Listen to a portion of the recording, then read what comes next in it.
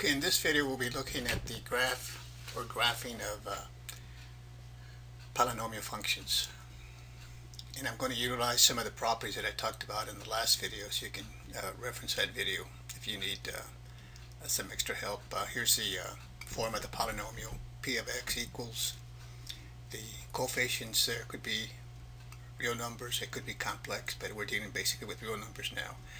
And of course the n or the exponents and the variables have to be non-negative integers. Okay, we're going to look at sketching the graph of a couple of examples without the use of the calculator. I have done a bunch of videos utilizing the graphing calculator, but in this one we use a technique that works very nicely with polynomials that can easily be factored, or in this case already in factored form. Okay. So just to go through some of the ideas I talked about, I'll do a brief analysis of the graph before I even graph it. So I have x to the third, x minus 1, x plus 3. So if I multiply that out, I'm going to wind up with a polynomial x to the fifth. The highest power is going to be x to the fifth. And the coefficient is going to be positive on that lead term. So as I mentioned in the last video, the highest degree term determines pretty much the way the graph is going to look, that is the behavior of the graph. So because it's odd degree and the coefficient is positive based on what I said in the last video, I would expect the graph to go something like this. It would go on the far left, it would come down. On the far right, it would go up. Okay? And because it's degree 5, 5 minus 1 is 4, I would expect a maximum of 4 loops or turning points in between these two. Okay, that's a maximum. It could be 4, 3, 2, 1, or none. Okay, we'll look how many we have when we do the graph. Also, the zeros of the polynomial,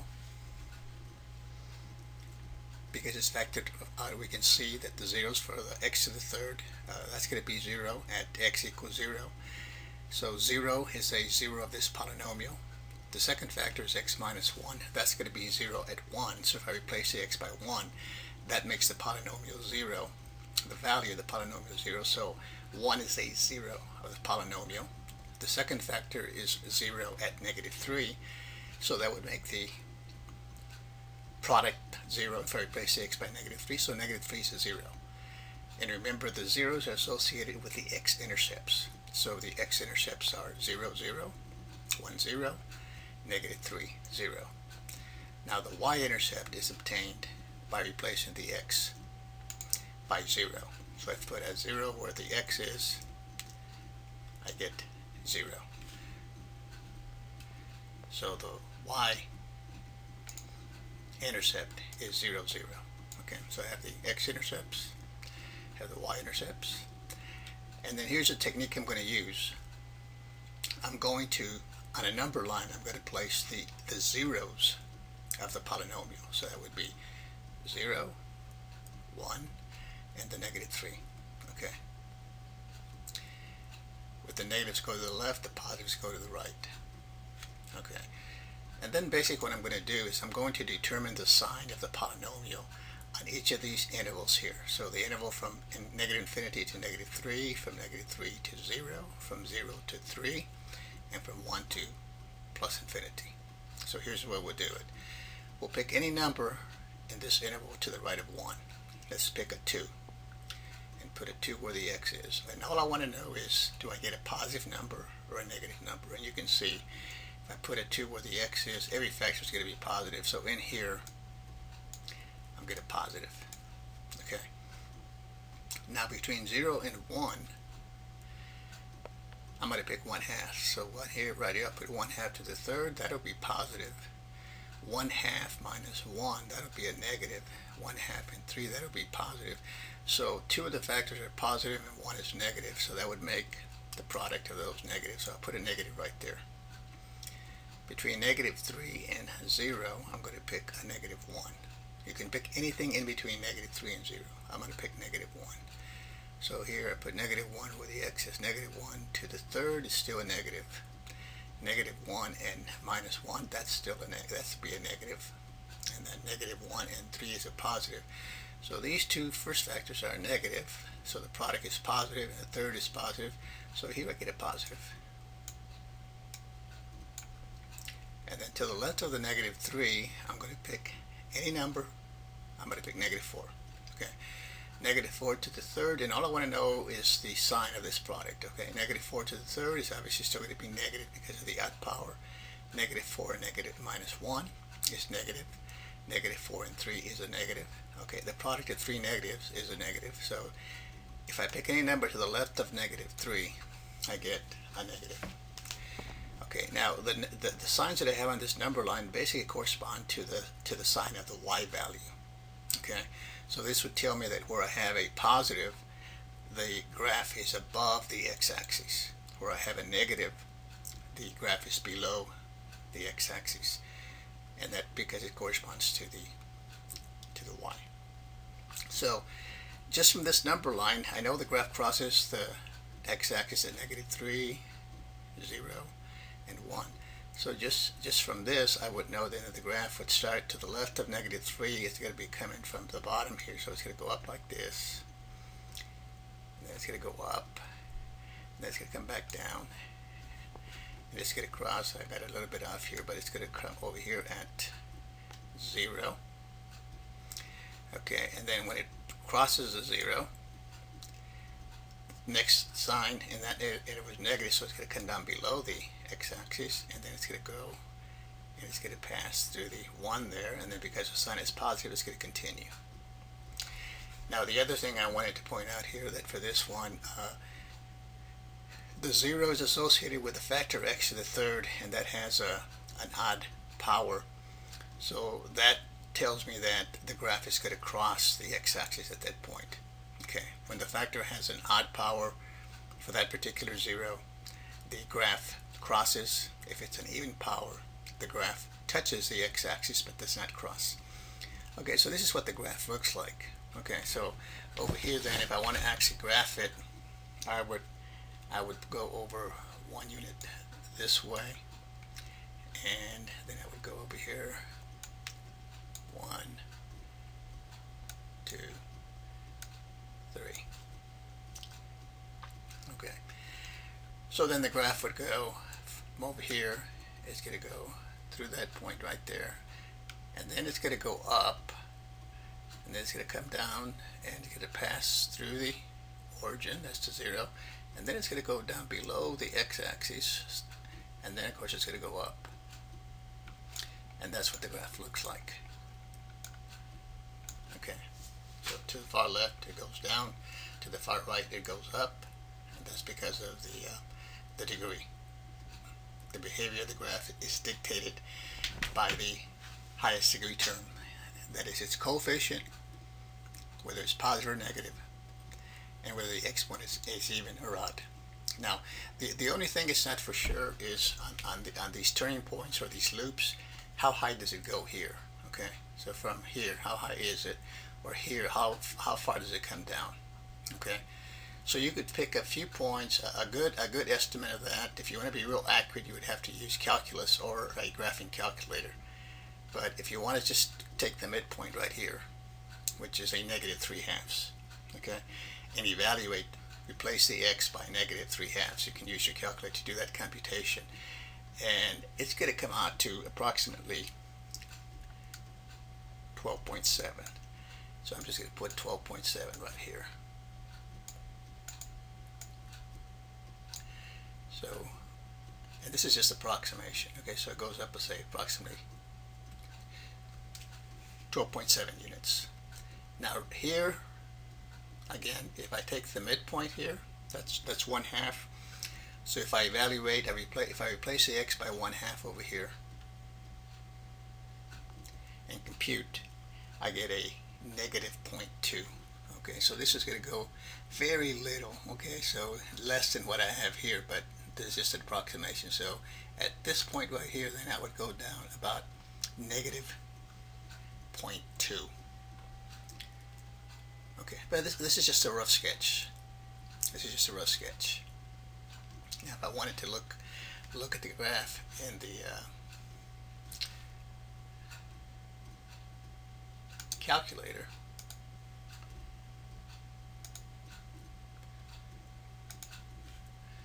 here's what it would look like.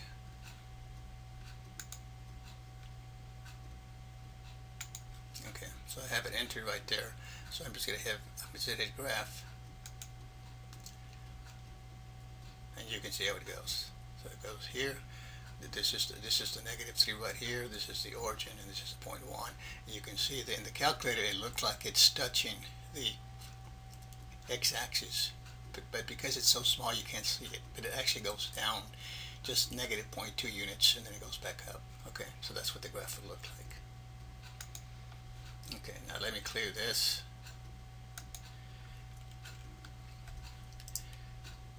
And we'll look at the next one.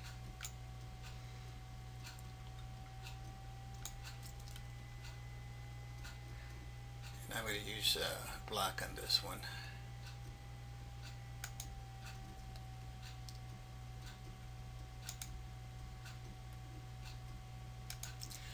Okay, so the polynomial is x plus 2 to the second, x minus 2, and the other factor is x plus 4.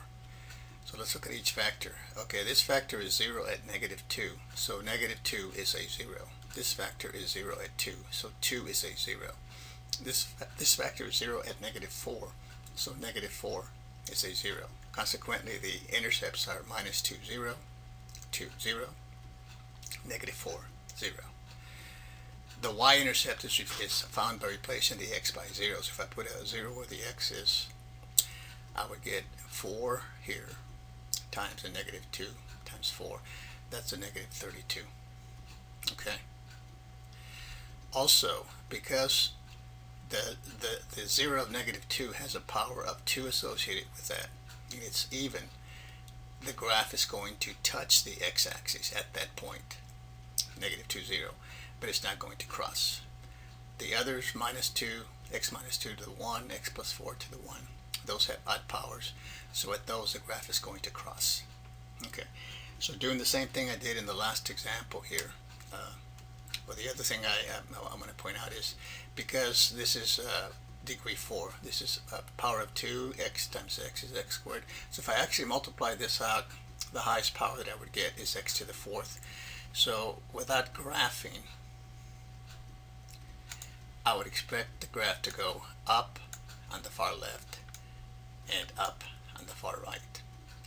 And because the degree is 4, I would expect at most 3 turning points in between these two. At most 3. So that could be either 3, 2, 1, or none. Okay.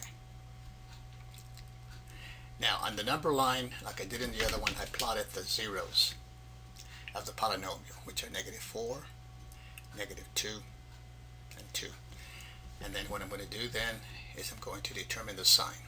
So again, at each interval, so I can pick any number to the right of 2. There's a lot of them I can pick, but I like to stay close to the value, so I'm going to pick 3. Put a 3 where the x is here. 3 plus 2 is 5, and square it. That's positive. 3 minus 2 is positive. 3 and 4 is a positive number, so the product is going to be positive. So I just put a positive right here. Between -2 and 2, I'm going to select the 0, because I've already computed the value of the function at 0, and it's -32. Okay, so this should be negative. You pick anything else, it's going to come out negative. Between -4 and -2, I'm going to pick a -3. So put a -3 here. -3 plus 2 is a negative, but you square it, you get a positive. -3 and a -3 minus 2 is a negative, and then -3 plus 4 is a positive. So one factor is negative, so this would be negative also. To the left of -4, I'm going to pick a -5. Okay, -5 and 2 is a negative, but when I square it, I get a positive. -5 minus 2, that's negative. -5 plus 4, that's a negative. The product is positive, so the whole thing comes out positive. So this is what I get. Okay, so just from the signs, I know that to the left of -4, the graph is above the x-axis. because the y has a positive value. Between -4 and -2, the graph is below the x-axis because it's negative. The same thing between -2 and 2, negative below. To the right of 2 is positive, so it's above. Okay, so just with that information, I know the graph then comes down like this from this side, passes at that point, and then it goes down, and it's going up, touches at -2, but then because of the negative to the right, it comes back down like this, and then it passes through 0, and then it goes up. Okay, so that's the way it goes. This is just a rough sketch here. Okay, so then I come back over here and say, okay, so this will go 1, 2, and 1, 2, 3, 4. Okay, so now again, the graph then, like from the number line, that's your reference, it's going to come down like this, pass to that point right there, and then it's going to loop,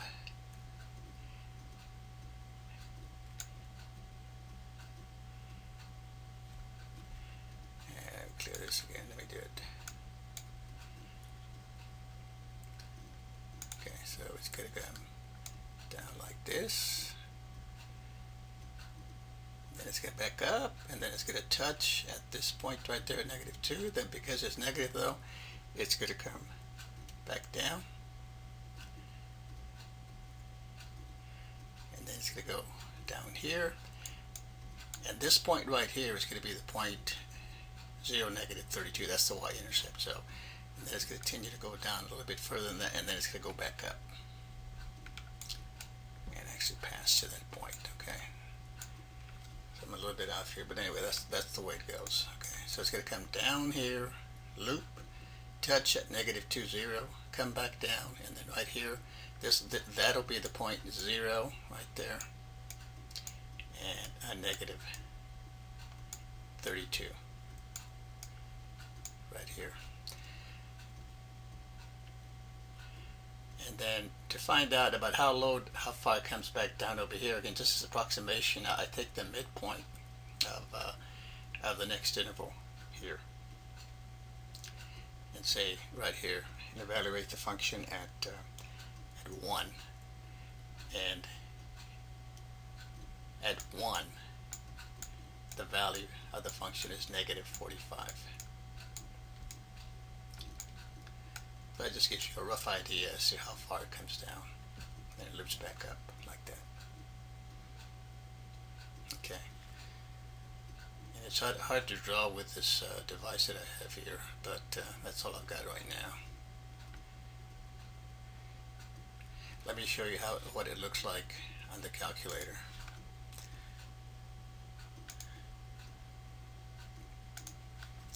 Okay, so on the calculator, if I were to enter it in the calculator,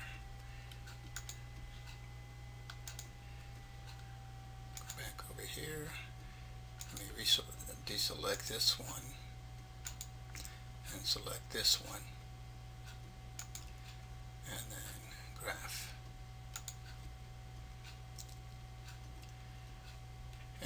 You can see how it goes. Okay, so this is coming down like this at the -4, then it goes back up here to the -2, 0, and then it goes down, and right here somewhere is the point 0 and -32, and then it continues to go down. Okay, at least to -1, -45, maybe a little bit more because this is an approximation, and then it goes back up and crosses at 2, 0. Okay, and you can see the analysis that I did at the beginning was right. It goes up on the left and up on the right. Okay, so these are some examples. Obviously, sometimes you're going to have polynomials that are not in the factored form, or it's kind of difficult to factor. So in those cases, you might have to use a graphing calculator, or you might have to just plot some random points and get a good idea as to what the graph looks like. But there are techniques that you can use to factor the polynomial if it's not in factored form, and I'll be going over those later on in some later lessons. So for right now, this will conclude the video, and if these are helpful, please subscribe. We'll see you in the next video.